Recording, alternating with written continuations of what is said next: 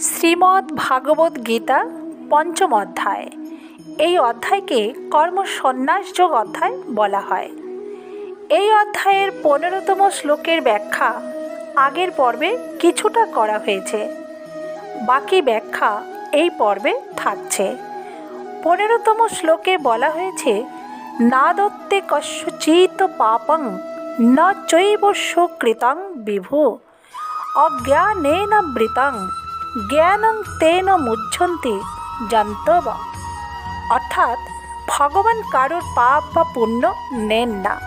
অজ্ঞানের দ্বারা জ্ঞান আবৃত থাকায় জীব মোহগ্রস্ত হয়। ভগবান এখানে ব্যাখ্যায় বলেছেন, জ্ঞানের আলোতে অজ্ঞান দূর হলে বোঝা যায় যে অজ্ঞানতার জন্যই জীব নিজেকে কর্তা জ্ঞান করে। প্রকৃতপক্ষে স্বরূপের জ্ঞান প্রত্যেকের মধ্যেই বিদ্যমান আছে। বিবেককে মূঢ়তা ঢেকে রাখায় সে জ্ঞান আবৃত হয়ে থাকে। বিবেক জাগ্রত হলে মূঢ়তা দূর হয়, তখন জ্ঞান প্রকাশিত হয়।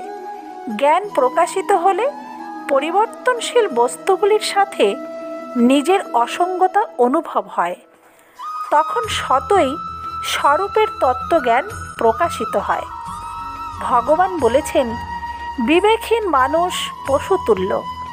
আহার, নিদ্রা, মৈথুন ও ভয় এগুলি মানুষ ও পশুতে সমানভাবেই থাকে। মানুষের শুধু এতটুকুই বিশেষত্ব যে তার মধ্যে সুপ্তভাবে হলেও বিবেক বোধ থাকে। ওই বিবেককে গুরুত্ব দিলে বা জাগ্রত করলে মায়ামোহ চলে যায়। মায়ামোহ চলে গেলে সর্বব্যাপী পরমাত্মার সঙ্গে ঐক্য অনুভূত হয়। আমি যে ভাব তা দূর হয়ে যায় এবং পাপ পুণ্য আর থাকে না। ধন্যবাদ বন্ধুরা। শ্রীমদ্ ভাগবত গীতার প্রত্যেকটি অধ্যায়ের প্রত্যেকটি শ্লোকের বিশ্লেষণ খুব সহজ সরল করে আপনাদের কাছে তুলে ধরার চেষ্টা করেছি। সাবস্ক্রাইব করে আমার পাশে থাকবেন।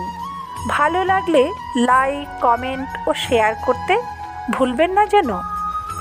গীতা পাঠ মানব জীবনের চিত্ত শুদ্ধি করায়, জ্ঞান প্রাপ্তির পথ প্রশস্ত করে, ব্রহ্মপ্রাপ্তির পথ প্রদর্শন করে এবং মুক্তি প্রদায়ক হয়ে থাকে।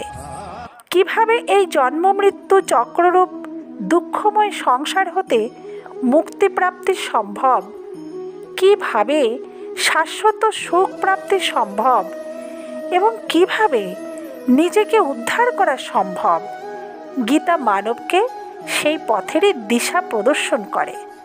ধন্যবাদ বন্ধুরা। ভালো থাকবেন, সুস্থ থাকবেন।